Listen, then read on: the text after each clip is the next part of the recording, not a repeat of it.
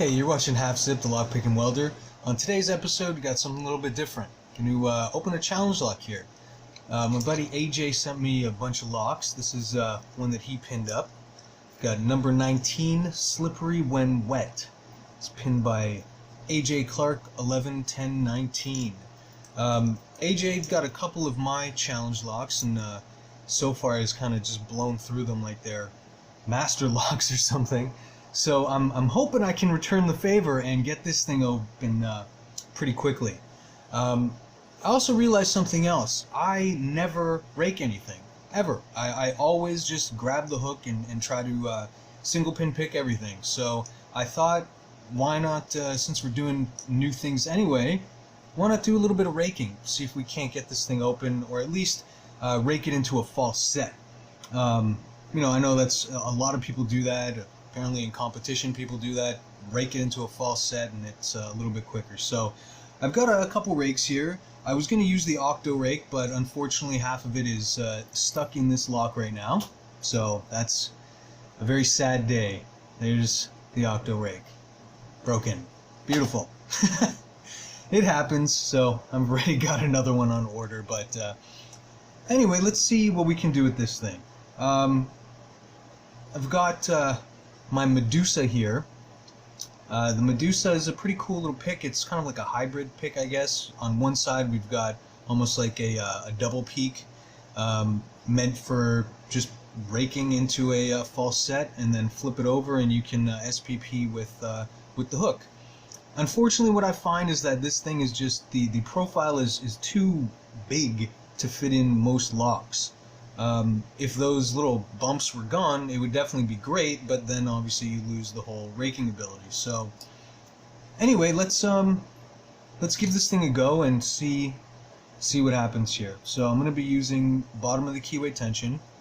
I'm going to be using pretty light tension since I'm going to be trying to rake it open. So I want the pins to be able to, I'm sure there's security pins in here, so I want them to be able to, go through their counter rotation and everything. So let's see what the Medusa does for us. So I'm just going to give it some quick little rakes here.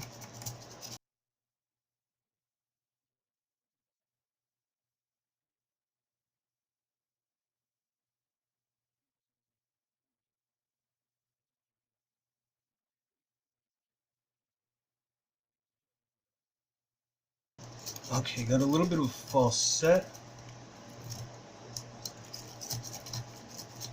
Come on, there we go. There we go. Okay. Wow. That took way longer than I was hoping. AJ's still beating me by getting my lock open faster. Let's see if we can do a little bit quicker. So it's definitely locked up. So again, just kind of light tension, just letting the pick kind of bounce, or the tension wrench just kind of bounce around. There we got a false set, and there we go. Okay, so that's much better. And I want to see if I can get it into a false set and then just pick the last couple pins. Because just raking something, I mean, an open's an open, right? However you can get into it.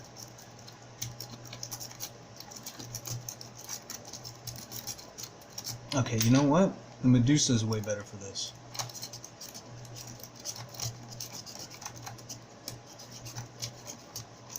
Come on, false set.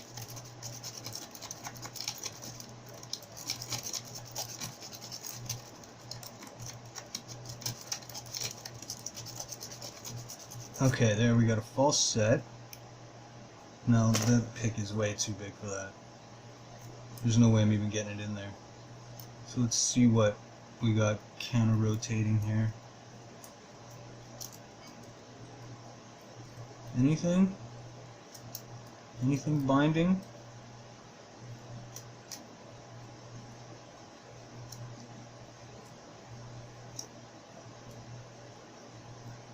Oh, there's a binder. I think that's pin 4. Okay, we got a deeper false set. Where's the next binder?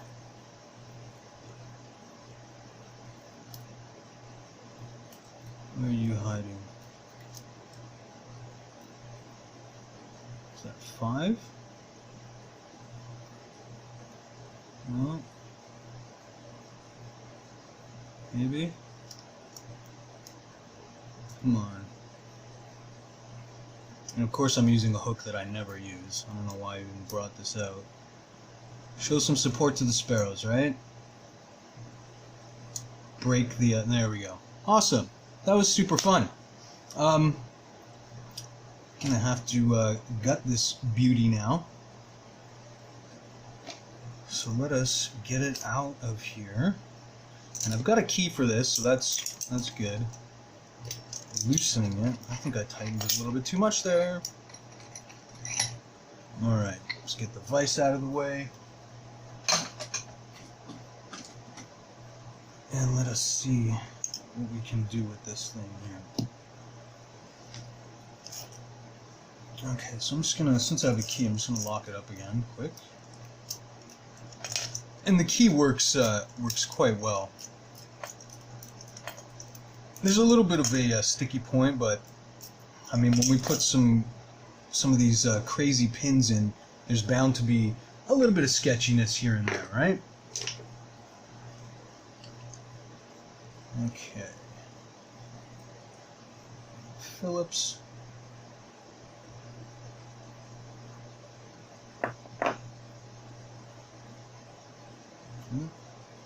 It felt pretty loose. Come on. Come on, fingers. There we go. Okay. Set a plate off the back. Grab the key again. And a shim. Just in case, you never know if the shim will fit. There we go.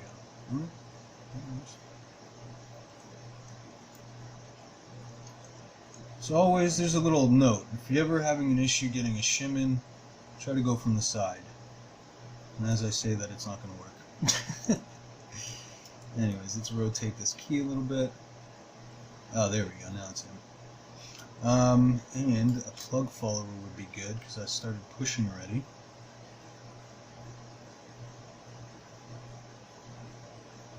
Okay. Here is our beautiful core. That's a nice looking core, actually.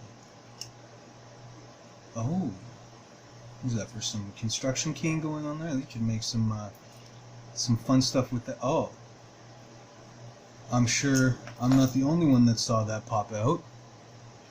There's a master wafer in too. Oh, wow. Put the master wafer up. What am I doing? So I put it straight in one. There we go. Okay, let's see what we got in one. Oh, very nice. So nice serrations on that. I'll do a little close up in a second now. Got like a little torpedo kind of thing there. Oh wow. It's a T-pin with a very small T on it, standard in 4. 5 is another really nice looking serrated. 6, we got a master wafer again.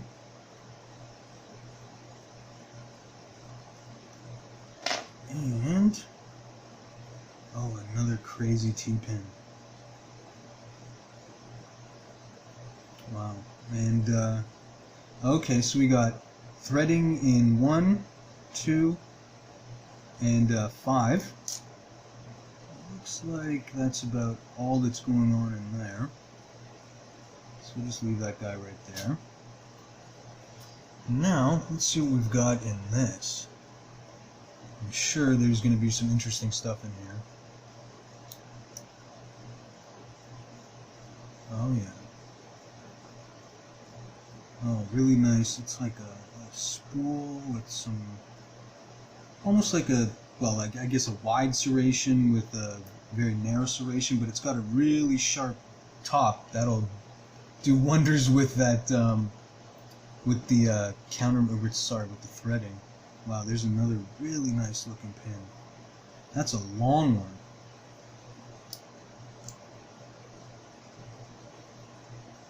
Oh, what is? Oh, that's different. That's cool. Okay, key pin. Oh, another one.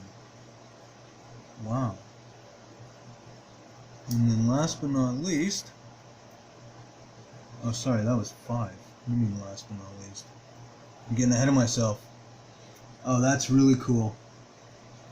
That looks like one of Lock Noob's check pins. That's really nice. And then now, last but not least, we got ourselves a spool, a nice little spool. What do we see in the core here? So it looks like we've got some different length springs and that. I'm going to be lazy and I'm going to leave the springs in. 1 and 2 look like steel. Actually, you know what? They all look like steel, but some of them are definitely shorter than others. 6 is super short. You can barely see it. 3 is pretty short as well. So we've got varying tensions on the springs, which is going to make things feel a lot different. I remember when I first got into the American 1100s, those light springs are very interesting, to say the least. Let me just arrange these pins better here. Oh, there's some really nice looking stuff here. Really nice looking. Wow, look at that. Very cool. Let's see if I can get a close-up, an in-focus close-up, please. There we go. Really nice looking stuff in there. And the master wafers. Tricky. Tricky, tricky. Love it. Really nice looking stuff there. That was my first challenge lock that I've received from anyone. He did send me a bunch of others that I've got sitting over here. I did that in the unboxing video. But this is the first one that I've opened, and I've got to say, it was a lot of fun. It let me flex my, my raking skills. So why not? I think I'm going to start doing that now, though. Why not rake before opening? Anyway, guys, this was fun. This was a challenge lock from AJ Clark. I'll put a link to his channel down in the description. And definitely check it out. He does some really good stuff, really good content. He makes some really neat challenge locks, really nice looking pins. He opens challenge locks like they're masters, or at least mine. But then again, I'm going to say that I'm a newbie in making challenge locks. So, but anyways, guys, thank you so much for watching. I hope you guys all enjoyed. I hope you enjoyed AJ's work here. I know I did. I'm going to probably spend some time just staring at those pins and get some ideas for some future stuff. But anyways, thanks again so much, guys, and take care.